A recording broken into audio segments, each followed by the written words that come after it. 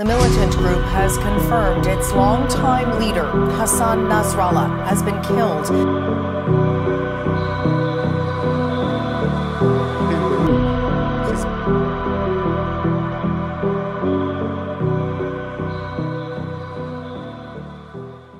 Israel ने Lebanon में मज़ामत की मजबूत तरीन दीवार माने जाने वाले हसन नसरुल्लाह को भी असैसिनेट कर दिया। सरबराह हिजबुल्लाह हसन नसरुल्लाह को इजराइल ने जुम्मे के दिन दारुल हुकूमत बैरूत में निशाना बनाया, जिसकी जिम्मेदारी खुद बेंजामिन नेतन्याहू ने दी। हमले में हिजबुल्लाह सरबराह हसन नसरुल्लाह के साथ कई और हिजबुल्लाह लीडर्स भी मारे गए। हसन नसरुल्लाह की बेटी ज़ैनब की भी इजरायली हमले में मौत हो गई। दरअसल जुमे के दिन इजरायली एयरफोर्स ने बैरूत में एक बड़ा फिजाई हमला किया। इजरायली एयरफोर्स ने उन बिल्डिंग्स को टारगेट किया जिनके नीचे सरबराह हिजबुल्लाह हसन नसरुल्लाह मौजूद थे। हिजबुल्लाह हसन नसरुल्लाह एक 6 मंजिला इमारत के नीचे बंकर में मौजूद थे। सबसे पहले इजरायली फोर्सेज ने हसन नसरुल्लाह की एग्जैक्ट लोकेशन को ट्रेस किया। लोकेशन ट्रेस करने के बाद इजरायली फिजाइया ने उस 6 मंजिला इमारत को टारगेट किया जिसके नीचे बंकर में हसन नसरुल्लाह मौजूद थे। इस बड़े फिजाई हमले में बंकर बस्टर बमों का इस्तेमाल किया गया। तकरीबन 80 से 85 बंकर बस्टर बम उस इमारत पर गिराए गए जिसके नीचे बंकर में हसन नसरुल्लाह मौजूद थे।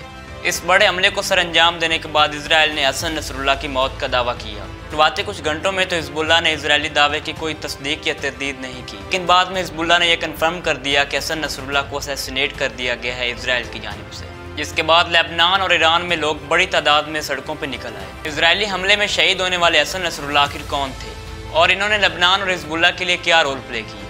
हिजबुल्लाह के सेक्रेटरी जनरल हसन नसरुल्लाह 31 अगस्त 1960 को बैरूत में पैदा हुए। उन्होंने इब्तदाई तालीम बैरूत के इलाके ताइर से हासिल की। 1976 में हसन नसरुल्लाह इराक के शहर नजफ में मुंतकिल हो गए, जहां उन्होंने मदरसे में दाखिला लिया। 1978 में हसन नसरुल्लाह को इराक से बेदखल कर दिया गया जब सुन्नी अक्सरियत हुकूमत ने सरगर्म शिया कारकुनों को मुल्क से बेदखल किया। उस वक्त लेबनान में सिविल वॉर शुरू हो चुकी थी। हसन नसरुल्लाह ने 1982 में इजराइल के बैरूत पे हमले के बाद हिजबुल्लाह में शमूलियत इख्तियार की। 1999 में वो अपनी दीनी तालीम पूरी करने के लिए दोबारा नजफ चले गए। हसन नसरुल्लाह 1992 में हिजबुल्लाह के सरबराह मुंतखब हुए। 1992 में हिजबुल्लाह के सरबराह अब्बास अल-मूसवी की शहादत के बाद हसन नसरुल्लाह को हिजबुल्लाह का नया सरबराह मुंतखब किया गया। हसन नसरुल्लाह की क़यादत में हिजबुल्लाह एक इंतहाई ताकतवर मुज़ामती तंजीम बन के उभरा। हिजबुल्लाह ने रॉकेट्स और ड्रोन्स के जरिए अपनी ताकत को उभारा। 2006 में हिजबुल्लाह और इजराइल के दरमियान होने वाली जंग में हिजबुल्लाह ने काफ़ी टफ टाइम दिया इजराइल को, जिसके बाद हिजबुल्लाह की शराइत पे जंग बंदी हुई।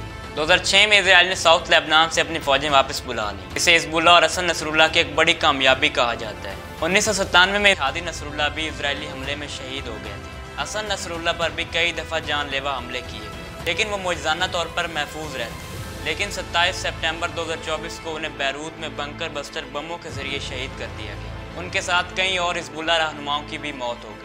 इजराइल पिछले कई हफ्तों से हिजबुल्लाह की मरकजी लीडरशिप को टारगेट कर रहे हैं। इस तरह इजराइल ने हमास की लीडरशिप को टारगेट किया। हसन नसरुल्लाह के असैसिनेशन के बाद मिडिल ईस्ट में एक दफ़ा फिर से जंगी सूरत हाल है। ईरान के एक्सिस ऑफ रेजिस्टेंस इजराइल पे बड़े हमले कर सकते हैं।